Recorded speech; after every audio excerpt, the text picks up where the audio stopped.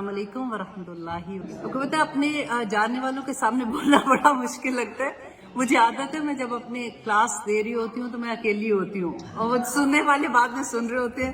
اب کیونکہ میں جانتی ہوں تو اللہ سبحانہ تعالیٰ آسانیاں کرے ہم لوگوں کے لیے۔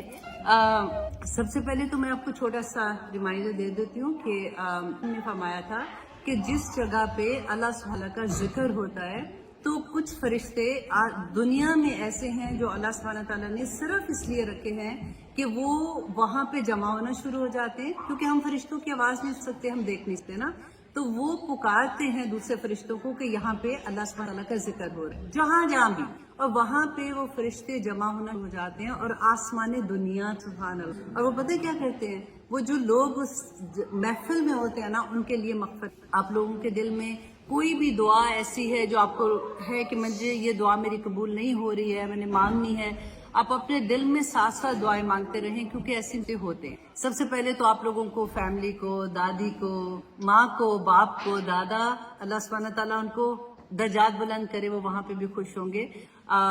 پھوپھیاں، نانی، نانا، سب کو، پوری فیملی کو اللہ سبحانہ تعالیٰ بہت مبارک کرے اور یہ بچہ آپ لوگوں کی آنکھوں کی ٹھنڈک بنے، آمین سما۔ مجھے نہیں پتا ایسا بوائے یا گرل، پر میں بچے ایسا گرل نا تو اچھا، اللہ سبحانہ تعالیٰ آنکھوں کی ٹھنڈک بنا کے رکھے، آمین۔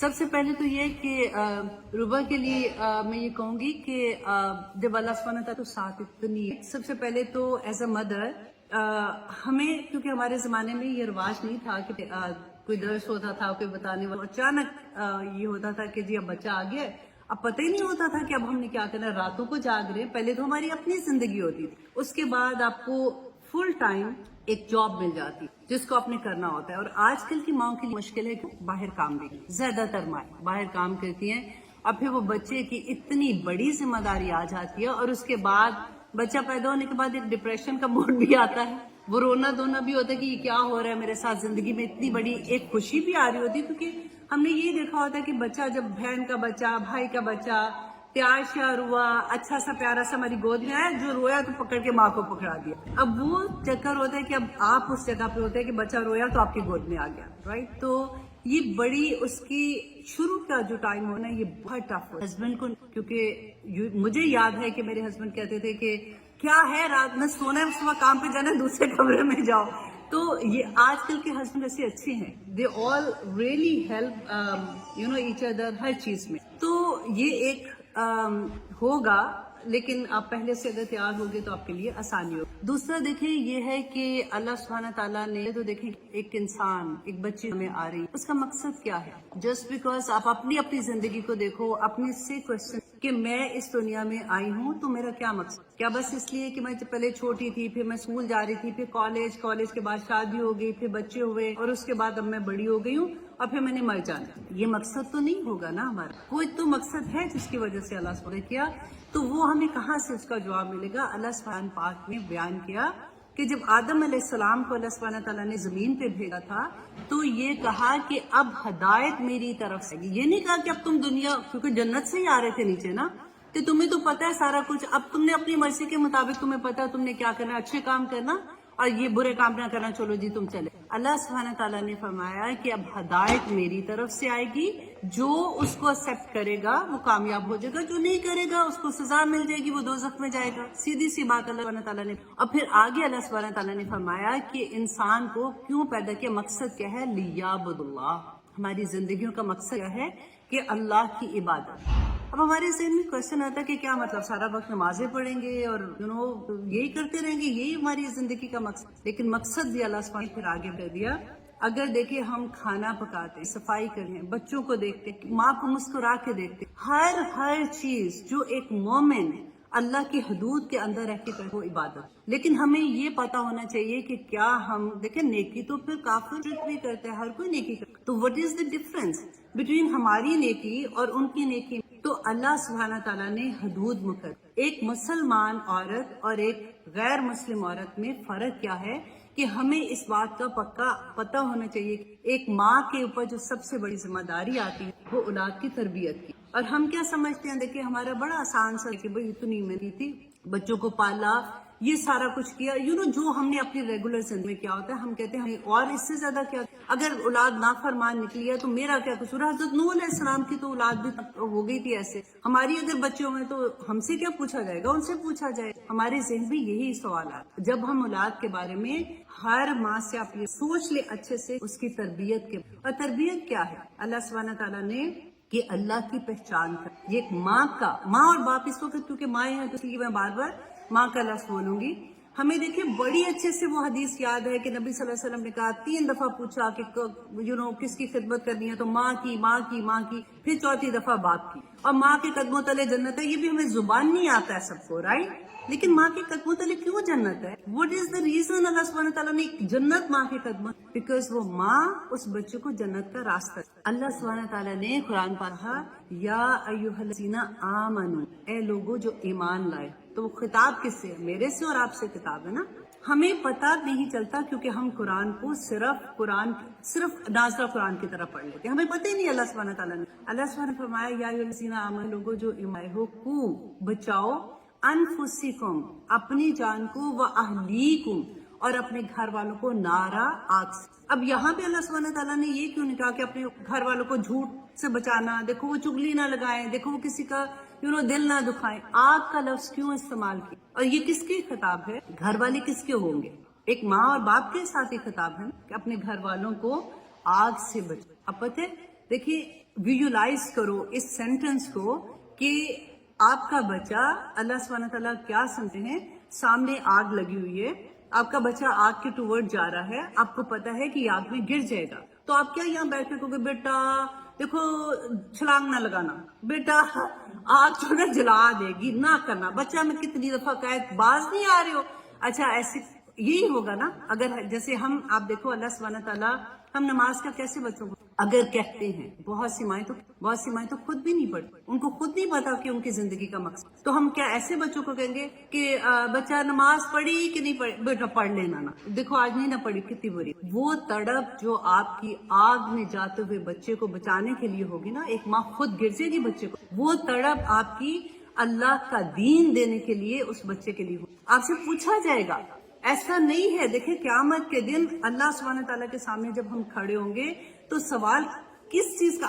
آپ کے پاس اتنا بڑا مقصد، بچہ پیدا ہو گیا تو کیا اس لیے کہ چلو جی اب بچہ پیدا ہو گیا تو اب یہ کرو وہ کرو، اب فن کرنا، اس کی تربیت کیا کرنی ہے جو اس کو دیکھیں کھانا کھلانا تو ہم گھر میں بلی کتا بھی پالیں گے، اس کو بھی ہم کھانا دیں گے نا، اس کا بھی خیال رکھیں گے. ایسا تو نہیں ہے تو اس کو بھوکا مار دیں گے. اس کی تربیت، اور تربیت میں سب سے پہلی بات کہ اللہ کی پہچان دے. جس بچے کو اللہ کی پہچان ہوگی نا، اللہ کی پہچان کیا ہے؟ سارے کا سارا دین ہے. دین کیا ہے؟ وے آف لائف ہے. جس بچے کو بچپن سے آپ نے دیکھیں، نبی صلی اللہ علیہ وسلم نے کہا طالب العلم فریدۃ علی کل مسلم، کہ العلم کی بات ہو رہی، فزکس کیمسٹری الجبرا کی بات نہیں کر رہی ہوں. یہ العلم کون سا ہے؟ جو اللہ سبحانہ تعالیٰ پہچان کا، یہ قرآن کا علم. یہ ہر جیسے نماز، روزہ، حج، زکوٰۃ، ایسے ہی یہ علم دینا ہر ماں باپ کا فرض ہے کہ آپ اپنے بچے کو یہ کم از کم ایجوکیشن دے دو.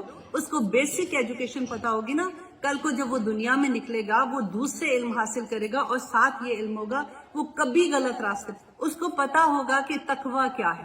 یہ کون دے گا اس کو؟ باہر کی دنیا میں ٹیچرز تو نہیں دے رہے ہیں، آپ کے اسکول تو نہیں دے رہے ہیں، آپ کی یونیورسٹیز نہیں دے رہی ہیں، جہاں آپ جاب کر رہے ہو وہ نہیں دے رہے ہیں. تو یہ علم کس نے دینا ہے؟ سب سے پہلی ٹیچر کون ہو؟ بچے کی ماں ہوگی. ہم اپنی کندھی نہیں کترا سکتے یہ سوچ کے کہ نہیں جی ہم نے بڑی محنت کی. کس چیز پہ محنت کی ہے؟ وہ تو ساری دنیا کوئی ماں مجھے بتا دے جو اپنے بچے کو باہر جو جاب کر رہی ہوتی ہیں، صبح سے رات تک مرتی ہیں. 1 گھنٹہ کسی کا جاب سے کٹ جائے نا تو ان کے آنسو ادھر ہوتے کہ 40 آورز سے کم کیسے آورز بچوں کے لیے نکلتی ہے نا کام کر. لیکن بچوں کو کھانا تو دے دیتی ہیں لیکن ان کی تربیت کدھر جاتی ہے؟ میں آنیسٹلی میں سوچتی ہوں کہ اگر میرے گھر میں ساس سسر نہ ہوتے تو میرے بچے ایسے کبھی نہ ہوتے، کیونکہ میں تو کام کر رہی تھی سارا وقت، اور اس زمانے میں مجھے کوئی پتا نہیں تھا یہ بات، کیونکہ نہ تو میری زندگی میں قرآن کھلا ہوا تھا.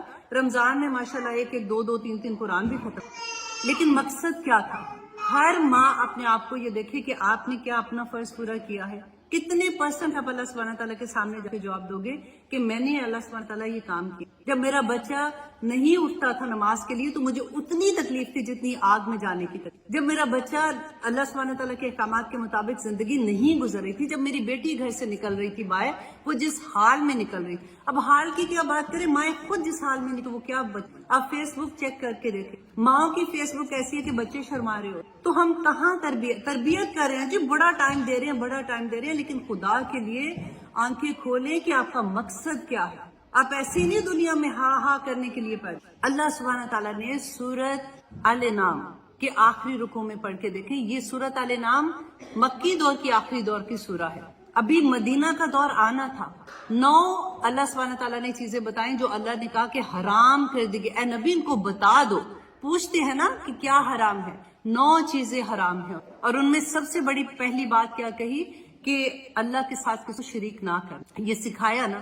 الحمدللہ ہم کہتے ہیں کہ ہم تو بت نہیں مانتے, ہم اللہ کو ساتھ کسی کو شریک نہیں. اللہ سبحانہ تعالیٰ نے قرآن میں بتا دیا کہ تم اپنے نفس کے ساتھ تم اپنی خواہش نفس کو آگے رکھتے ہو, اللہ کے احکامات کو پیچھے رکھتے ہو. میں اگر ایسے کروں گی, اللہ نے کہا کہ تم دیکھو, اللہ اسی آیا میں 9 چیزوں میں اللہ سبحانہ نے کہا فحاشی حرام ہے, حرام کر. ہمیں اگر سور کوئی کھلائے گا ہم کھائیں گے, نہیں کھائیں گے نا.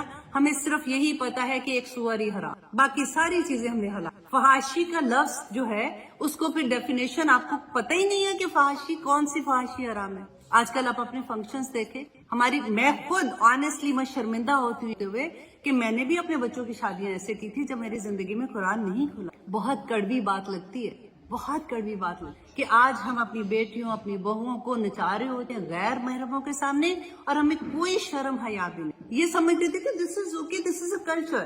گھر میں نماز تو پڑھ کے آئی ہوں, بچے تو چھوڑے, ہم خود کیا کر رہے ہو, کیا جواب دیں گے. ہم مسلمان, مجھے یہ بتائیں ہم کیا مسلمان ہیں؟ اس لیے کہ آپ نے کلمہ پڑھ لیا, لا الہ الا اللہ, مطلب پتہ ہے اس کا, اور پھر ہم جنت کے بعد نبی صلی اللہ علیہ وسلم کی شفاعت بھی لے کے بیٹھے کہ وہ کرا دیں گے, پتلی گلی سے نہیں جائیں گے. 30th پارہ, صرف 30th پارہ میں آپ کو کہتی ہوں آپ ورڈ ٹو ورڈ ٹرانسلیشن کے ساتھ پڑھ لیں, خدا کی قسم زمین پاؤں کے نیچے سے زمین نکل جائے. یہی جو آیت میں سنا رہی ہوں نا آپ کو, اسی آیت کے آگے اللہ سبحانہ تعالیٰ نے جو کو والی میں نے سنائی ہے, اللہ سبحانہ نے فرمایا کہ دوزخ پہ فرشتے ہیں جو کوئی اور بات نہیں سنتے سوائے اللہ کے حکم کے, اور وہ بڑے ظالم و شداد ہے. تو نہیں بچ سکتے ہیں. آپ لوگ اپنی زندگیوں کو دوبارہ سے گھر جا کے تھوڑی دیر سوچیں کہ اللہ سبحانہ تعالیٰ نے جو دین دیا ہے نا وہ بالکل بینہ دین ہے. قرآن بالکل بینہ ہے. آپ بلیو کریں, جو لوگ یہ کہتے ہیں نا سمجھ نہیں آتی قرآن کی, ایسا نہیں ہو سکتا. آپ صرف ورڈ ٹو ورڈ ٹرانسلیشن پڑھ لیں, آپ کو ساری سمجھ آ جائے گی. صرف جو فقہ کے مسئلے ہیں وہ آپ کو کسی عالم دین سے پوچھنے پڑیں گے, ورنہ اپنی زندگی گزارنے کا ہر مسئلہ قرآن میں بینہ ہے.